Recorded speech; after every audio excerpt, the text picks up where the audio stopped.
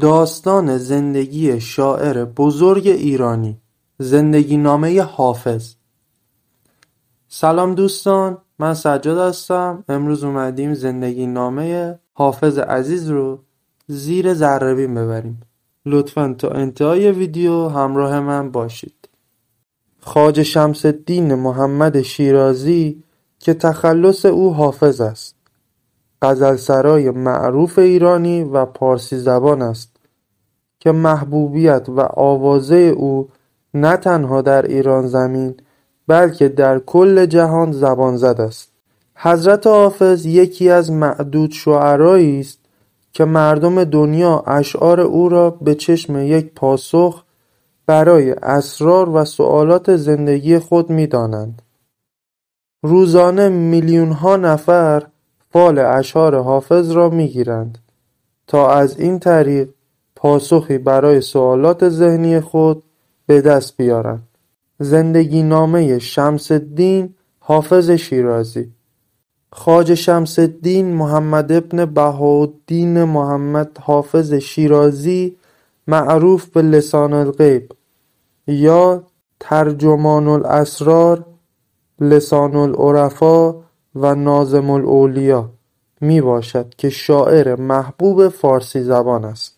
تخلص حافظ به احساسات قلبی او نسبت به قرآن و همچنین آشنایی و انس صمیمانه بازتاب یافته در اشارات و عبارات قرآنی منعکس در شعرش اشاره دارد.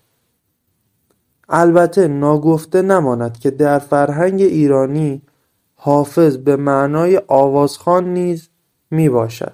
سال تولد حافظ چندان معلوم نیست و تا به امروز نیز مجهول باقی مانده است.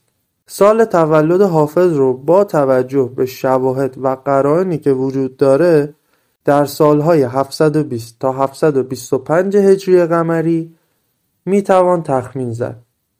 برخی سن حافظ را در هنگام مرگ 65 سال می دانند که این زمان تولدش را 727 هجری قمری به دست می دهد.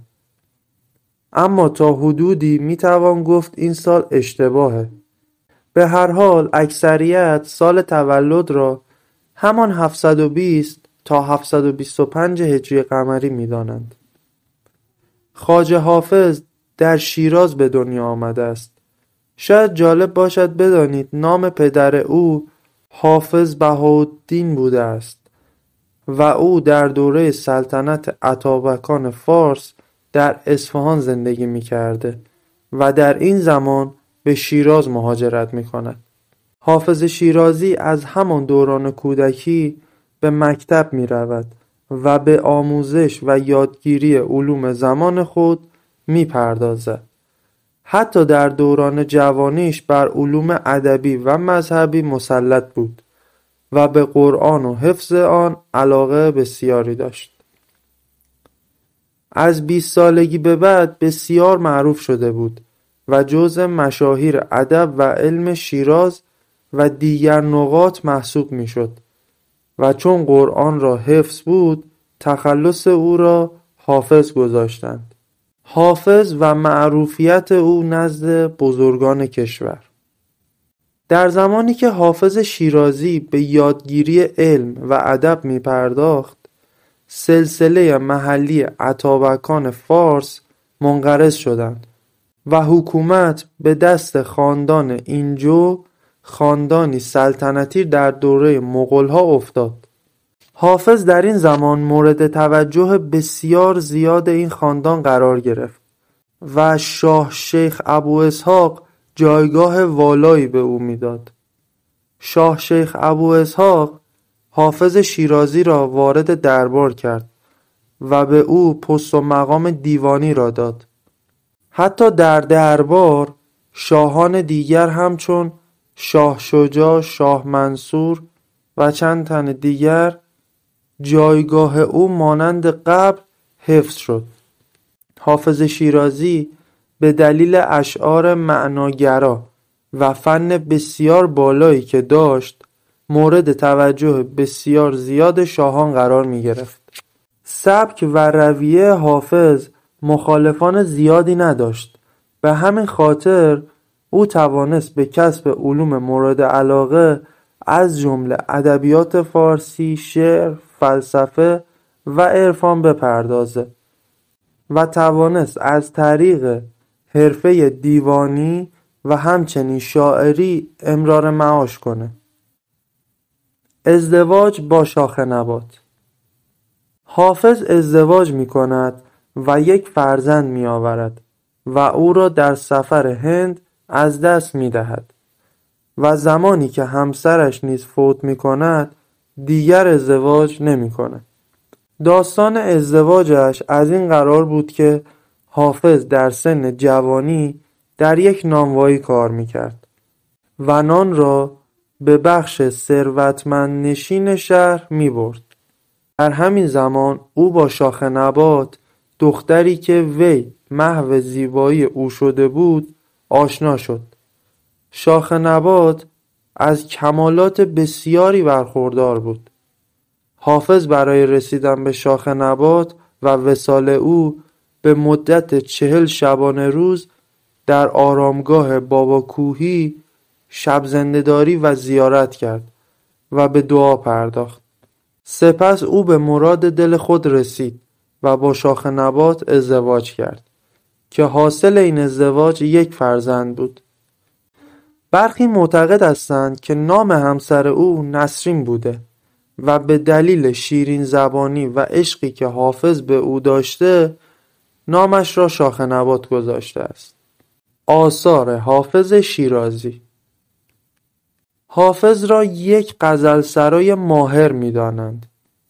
او تک بیت‌هایی زیبا با مضمون‌هایی پرمحتوا سروده است. موضوع غزل‌های او در مورد معشوق و وصف عشق و گفتگوی عاشقان است. برخی معتقد هستند که این اشعار وصف عشق خداست و برخی دیگر معتقدند که اشعار حافظ وصف عشق زمینی و می است. او از غزلهای عارفانه مولانا و سعدی نیز الهام می گرفت و شباهت سخنش با شیوه سخنپردازی خواجوی کرمانی معروف است که نشان دهنده گرایش او به سمت این نوع سخنپردازی می باشد. در سرزمین غرب در قرنهای 18 و 19 نیز در اروپا اشعار وی مورد توجه قرار گرفت و اشعارش را ترجمه می کردند. دیوان حافظ دارای 500 غزل و 42 رباعی و قصیده است. تا به امروز بیش از 400 مرتبه هم به زبان فارسی و هم به زبانهای دیگر ترجمه شده است. او در خلق آثار شایسته معروف است. نسخه های خطی و تضهید شده حافظ در کتابخانه‌های ایران، افغانستان، پاکستان، ترکیه و هند و کشورهای غربی بسیار زیادی هست. حتی نسبت به دیگر دیوانهای فارسی نیز در این کشورها بیشتر است. توصیف اشعار حافظ. اشعار حافظ بسیار اسرارآمیز است. حتما شما هم گاهی اوقات حافظ را نسبت به حال و هوایی که آن لحظه دارید گشوده اید، یعنی فال حافظ گرفتید و دیدید که هر بیت آن با افکار و احساسات آن لحظه شما تا حدودی شکل همند. او در اشعارش تناسبات ظریف و بی‌نظیری رو آورده. برای همین به این تناسبات مراعات النظیر گفته میشه. لحن اشعار حافظ بسیار خاصه، زیرا شروع اشعارش گاهی طنزآمیز، گاهی حماسی و شورآفرین و گاهی اندوهناک است. حتی حافظ به وسیله طنز کلام خود را در اشعارش گنجانده و آنچه که میخواسته بگوید در قالب طنز را عنوان میکند. اشعار حافظ ابهام و اسرار دارد. حتی معانی مختلفی که توی اشعارش هست متفاوته و هر کسی نسبت به درک خودش اونا رو معنی میکنه. او از نمادها و سمبولهای فراوانی در اشعارش استفاده میکرده که همین موضوع سبب میشه که وقتی شما اشعار حافظ را میخونید وجود روح و احساس رو کاملا در اشعارش حس کنید. یکی از مهمترین خصوصیاتی که شعر حافظ داره اینه که تأثیر قرآن در اشعار وی به سادگی مشاهده می شود. او قرآن رو حفظ کرده بود و در زندگیش و همچنین اشعارش از اون استفاده می کرد. نظر بزرگان درباره لسان الغیب. گوته شاعر، ادیب، نقاش و محقق آلمانی بود و دیوانی به نام غربی شرقی دارد که از اشعار حافظ برای نوشتن آن الهام گرفته است. او علاقه بسیاری به حافظ و اشعار وی داشت. حتی فصل دوم دیوانش را با عنوان حافظنامه به نام و احترام حافظ اختصاص داد. نیچه، فیلسوف، شاعر، منتقد فرهنگی آلمانی بود. وی نیز در دیوان اندرس‌ها و حکمت‌ها شعری داشت که نام آن شعر را به حافظ تقدیم می‌کند. زمان فوت لسان الغیب. حافظ در سال 792 هجری قمری از دنیا رفت و آرامگاه حافظ در شهر شیراز می باشد. در جایی زیبا که محل گردشگری مردم ایران و همچنین کشورهای دیگر است. روایت کردند زمانی که حافظ از دنیا رفت، سر این که در کجا و به چه شکلی دفن شود دو دستگی ایجاد شد. زیرا برخی می گفتند چون در اشعارش از می و ساقی سخن گفته پس مسلمان نبوده. اما چندی دیگر می گفتند که مسلمان است. پس هر دو دسته تصمیم گرفتند که فال حافظ بزنند و حافظ این چنین پاسخشان را داد و آنها را راهنمایی کرد. قدم دریغ مدار از جنازه حافظ که گرچه غرق گناه است می رود به بهشت.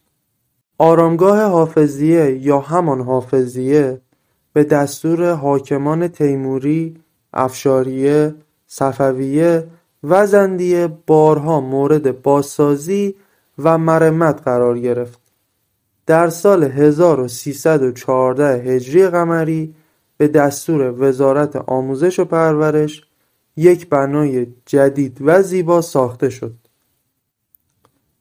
جالب است که بدانید سنگ قبر حافظ همان سنگ قبر نصب شده در دوره کریم خان زند است. خب این پادکستم به پایان رسید. امیدوارم که لذت برده باشید از زندگی نامه حافظ. اگر از این پادکست خوشتون اومد حتما لایک بکنید و کانال رو حتما سابسکرایب بکنید تا از ویدیوهای بعدی که میذاریم آگاه بشید. تا پادکست بعدی، خدا نگهدار.